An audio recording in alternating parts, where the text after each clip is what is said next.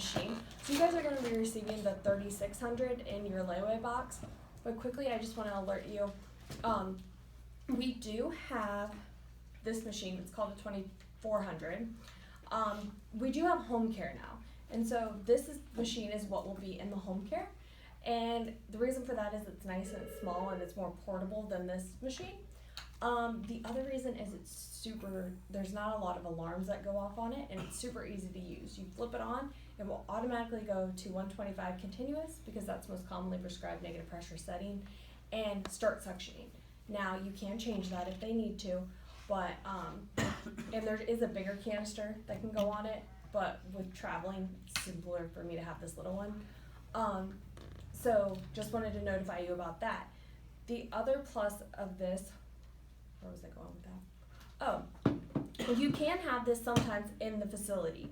And the reason for that would be if you had a resident that had traditional negative pressure and it healed to a level of almost healed where you could no longer use the black foam anymore, but the doctor still wanted like a dressing, we have a bandage dressing. The bandage dressing does not work with this because of alarms. They have it set somehow so the alarms don't alarm with this, but it's a bandage dressing. You simply peel and stick. So it works really good. This can be used with those dressings as well, but a lot of times you can even use antimicrobial gauze and pack and then and go with some deeper wounds. Maybe not necessarily this deep, but it's really easy for home care. The most important thing, if you guys ever have a patient that you have to send home with a negative pressure, is to remember to not send them home with the vac from the facility. This serial number is the responsibility of your facility. If it is gone, you will be charged for it. Once you call, the office they'll send you a paper and you'll have the physician fill it out. They will either send a machine to the facility to be placed on by you and then followed up with home care nurses, or they'll send a machine to the home of the patient and then home care will put it on. It all depends on the patient, the home care, and your facility and how it works. Different states work differently, different home cares work differently. So just wanted to go over that. But if you ever do have a patient that is healed almost completely but the doctor still wants negative pressure, this is a great option and it's super easy to use. Alright, so let's do a quick dressing change and then we can go over the machine itself. So, my wound here. First things first, you always cleanse your wound, normal saline, pat dry. Very rarely a doctor will order something inside of it. It's kind of silly because it always gets suctioned right out. So most of the time, just clean it normally. The next step, I kind of glanced over these extras bags. I recommend using them, but if you don't like them and don't want to use them, that's absolutely fine. They're included. We'll send them in your first layaway box, but if you don't like them, just don't order them. But if you do like them, you will have to order them like you order your kids. What comes in them is skin prep, oil emulsion, which you will need a doctor's order for. It does the exact same thing as a white foam would do. It's a barrier layer, and then there is either a ring, so a Coloplast ring, and the Coloplast stick bag has the exact same thing, just with the form of a Coloplast stick. So we've cleansed our wound. The next thing, even if you don't like the baggies, go to your central supply, wherever you keep it, and skin prep around the wound, okay? This wound, I obviously have a lot of surface area around it, but some of the wounds you're gonna have this little bridge of skin that you're gonna be responsible for to keep nice and tough and keep it from breaking down.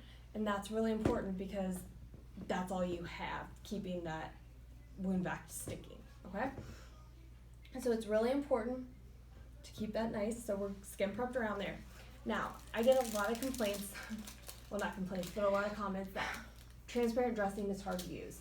I'm going to show you the easiest way to use it, in my opinion, at least with the way that to cut it.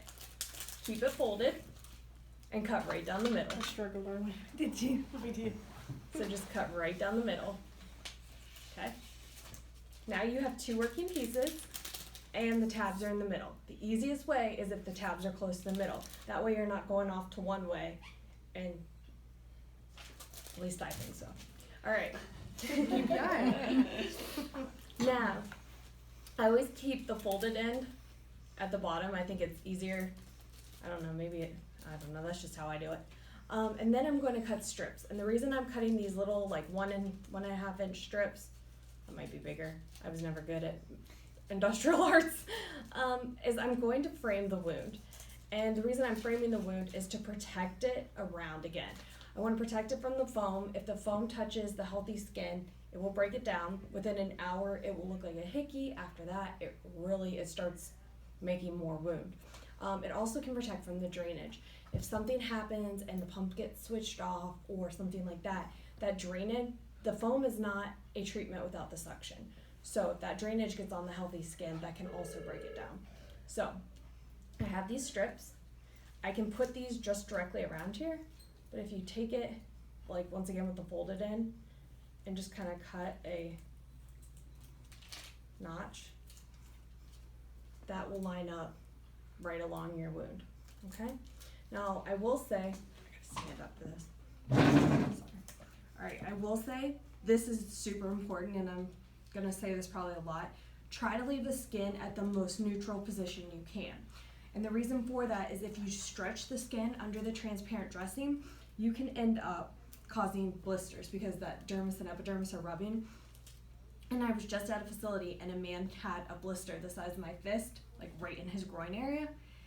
And it looked, it was awful. So the best way to leave it neutral, just expose the middle. That way you also don't get your gloves stuck. Set it down, smooth it out. So you can no gloves are stuck. Simply swipe it either way.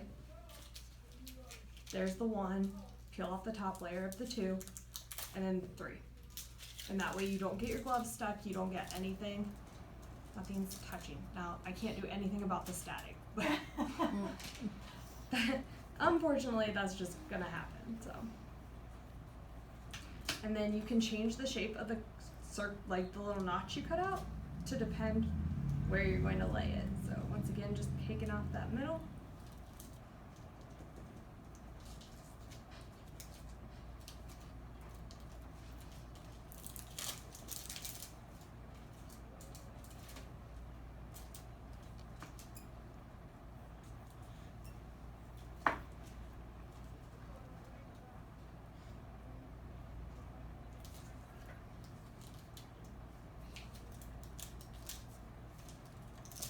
Right, there's a little spot right there, but we're just gonna pretend it's good just to save some time.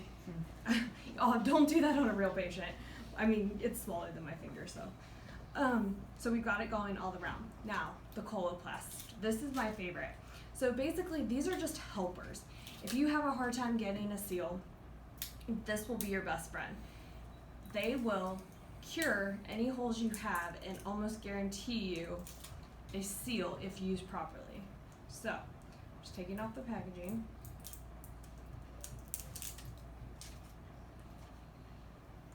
Just, you can just stretch it, and you can break it. And these are heat activated, so they will, as soon as they touch any heat, they will start to get sticky. So, You save that Coloplast. That is like your best friend. You just have a good stash of that. All right, there you go. So now, this, as long as I get that top layer of transparent dressing to touch the edge of this Coloplast, all my holes are instantly sealed. All right, so I'm good. I don't have to worry about that. Now I could have set this directly on the healthy skin and it wouldn't have caused any issues. I did 3 in-services today. Yesterday. This is my second one today. If it caused issues, I would have rashes up and down everywhere because of how much I touch this stuff. It won't hurt. The only reason I like to put it on the framing that I do is because of easier cleanup. So I can just simply lift the transparent dressing and it will all come up pretty clean. There are reasons why you would put it directly on the skin, and that is what you would probably use the stick for. So like this is great on heels, like the stump of an amputation. You can go like around a foot, like if you have toe amputations. But the stick, you have to play with to get sticky. And the stick is more, you use it more like a putty. So if you've ever had, there's no like nice or classy way to say this, but when you have a wound vac on a coccyx and you're back there and you have, my foot keeps slipping, you have those like gaps and creases, and it's really hard to get a seal because you can't get your transparent dressing to stick. This is where this would go. And I mean, this is heat activated. This is not going anywhere. So you simply, so if I have like a little gap like that and I can't get the transparent dressing down my knuckles, I would fill it in with this putty like stuff, the stick, and then I would put the transparent dressing over it. I've used this on toes, like between toes that I can't get a good seal. You can use it anywhere. But it's really, really strong stuff. That's when I would use it directly on the skin itself. Because if you can't get the transparent dressing to stick, that will stick to the heat and then everything's good. All right? I'm gonna go ahead and prepare my transparent dressing. I prefer to use small pieces. I think that it's easier. If you like big pieces, that's absolutely fine.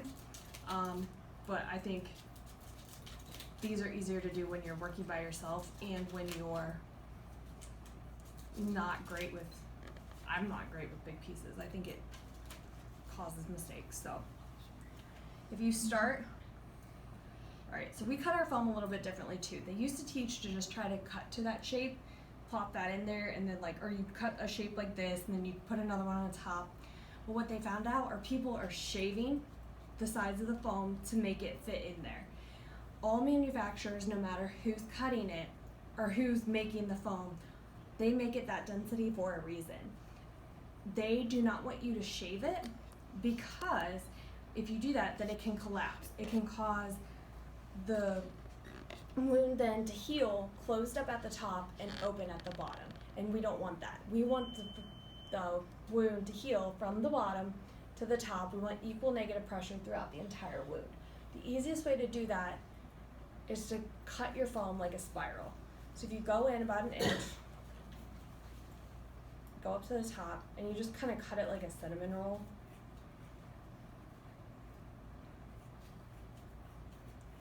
This will help you. This also allows you, if you needed to bridge your wound, this gives you the perfect bridge. So you can't sit, so if this is on my coccyx, you can't sit on your top mount drain. There's my drain. If you sit on this, you will have alarms all night. You will have tubing blockage alarms, and you don't want that. You're going to be annoyed, your patient's going to be annoyed. So the easiest way to fix that is to just go ahead and do a bridge right off the bat. All right, always brush off your foam to get any loose particles off. So let's say I filled this up. As long as I make sure you cover any healthy skin with the transparent dressing no matter where you take it, then you could take this to a leg, a hip, wherever it needed to go, cover it all up and put your drain out here, okay? Now, when I'm filling this up, I'm not smashing the foam in. That leads to overfilling, that leads to issues inside the wound later. I'm simply laying it down and then I'll let the suction suck it down, okay? So it's gonna look super full at the beginning, but it will all work. So I always start at the deepest spot. So if I had an order for white foam or oil emulsion or anything like that, I would go ahead and put that in first. But we're just gonna skip that spot for now because we don't have that order, and just go ahead and put it in. And you're just gonna kind of work it back and forth. And it looks like I have a ton of foam right there. Now, I would never do this to a real patient, but you can see that when it's pushed down and it's suctioned down, that's all going to be pretty level. It's all under the edge of the wound. It's going to look good. So I know that that's I've also done this 1,000 times, so I know that that's how that works. But there we go. So we'll poof it back up so you can see it suction down. Go ahead and cover it. And when you do that, once again, just expose the middle. You want to make sure that your transparent dressing touches the coloplast so it actually will work. So I've started here. Now I know I don't want to like overlap this too much because I've already covered there. There's no reason to go over it again. So I can just move it out here a little bit.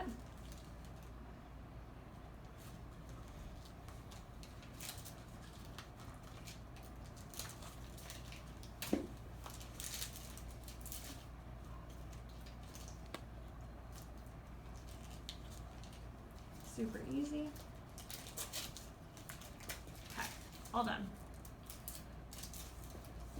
Now, I will tell you that this machine is kind of picky about the size of the hole that you cut for your top mount drain. It needs to be bigger than a dime but smaller than a nickel. The best gauge is probably like this darkened circle right here on the top mount drain is probably your best bet. So like the outside edge of that right there, it's probably good. Some people used to like make X's with their scissors. That's not going to work on this machine. I had an old nurse tell me, well, that's how I'm doing it. That's fine, but you're gonna have an alarm and you're gonna be calling me. So just pinch up and cut is the easiest way to make the appropriate size hole. I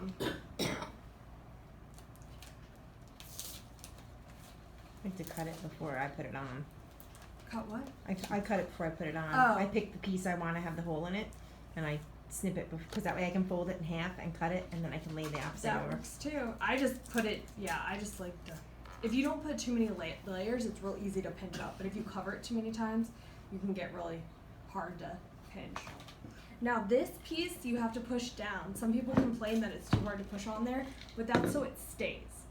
So just push it and it will stay. On-off's in the back.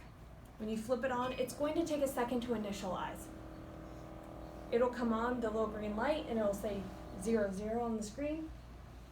That's telling you that the machine's turned on. It's not telling you that it's going to start suctioning, okay? So this is your prescription box. This is where the prescription that the doctor ordered should be. Right now it's at 125 continuous, again, because that's the most commonly prescribed. A lot of times you'll probably have to change it though. The up arrow, you can just tap it to increase the pressure. The down arrow, you can decrease or tap it to decrease the pressure. The mode button, the M, and the play stop button over here, you have to hold those down for 3 to 5 seconds until they beep. So if I want to go to intermittent, I'll hold it down, and now I have a dash line. So the dash line indicates intermittent.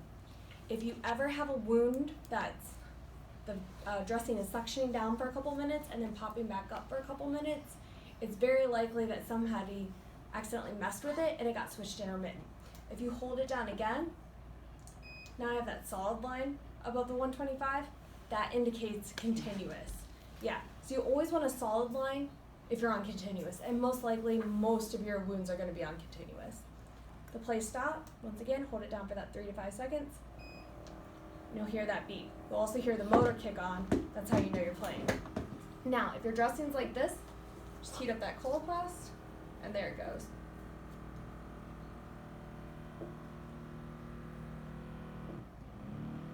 Now you can hear the machine engage, that it, the little motor calm down, and you can see the dressing suction down. First thing you're going to notice is that these numbers are continually moving. Okay, they're going up, they're going down, but they're all staying around that 125. That's normal. This is your real-time pressure. All negative pressure machines have this feature. Ours just shows you what it is. One perk of this is if you have a hole in your dressing somewhere and you push down, those numbers are going to then shoot up. If you press down in the right spot where the hole is, then you can place a piece of transparent dressing, and right there you fixed your hole and you're good to go. As long as it's, I think it's like positive 15 or negative 15 of what the prescription number is, it's absolutely normal. You'll have this little blue arrow that alerts you that, your machine's actually, you did hit the play button. If you have it set at 125 continuous and it's in the 40s, you're gonna have an issue. but right now we're good. We're only a couple off either way. That just tells you the machine's sucking in air and letting it out. If you leave it alone for about 5 minutes, it's automatically going to lock. You can manually lock it before you leave the resident's room to stop them from playing by holding the mode and the play stop together. Right there. The screen's gonna dim, and if you hit a button, the graphic's gonna pop up to let you know that it's locked. This screen dimming is a battery saving feature. It's kind of like your cell phone screen going dim. Battery life on these is 24 hours. It's really important that you don't leave them plugged in all the time. They only like to be charged for like an hour a day. I've had this one for 6 months and it's still at 50%. And that was the last time I charged it, was when I got it. It was dead and I plugged it in and I've been good ever since. Of course mine isn't on 24/7, but still that's pretty long battery life. It is important that you try to keep these upright. They don't like to be tilted or upside down. They can just be sat like that and they'll be fine. Unlock, if you hit any graphic, it'll tell you what to do, but you just do the same thing. Alright, let me show you an alarm and how to change the canister. This is my favorite part, so easy. Lift and remove. Orange light, the orange triangle, and it tells me I don't have a canister on. Hook the 2 little feet at the bottom and lift. Now I will tell you that this is the only alarm that you can fix without turning it off and turning it back on again and then starting suction again. They figure that you can swap out a canister real quick, but if you have a major air leak, you need to turn it off and turn it back on. I want to go over one alarm real quick and then I'll be done. And that is on the top of the machine, they have some like graphics and info. So if you're having an issue, it's right there, just like it is on your troubleshooting guide. On the troubleshooting guide, this alarm is called your tubing blockage alarm, but on the top of your machine, it's called an airflow restriction. Basically, it means the same thing. If that alarm, it's an arrow pointed at an X, and if that alarm goes off, what it means is that the wound is not getting enough airflow through it. As long as your clamps are open and you're not sitting on that top mount drain, the most common reason for that is that you cut the hole for the top mount drain too small. If that happens, your dressing is going to be suctioned down like this. Your machine's going to sound just normal like it just did, that it was running fine, but you're going to have your alarms going off.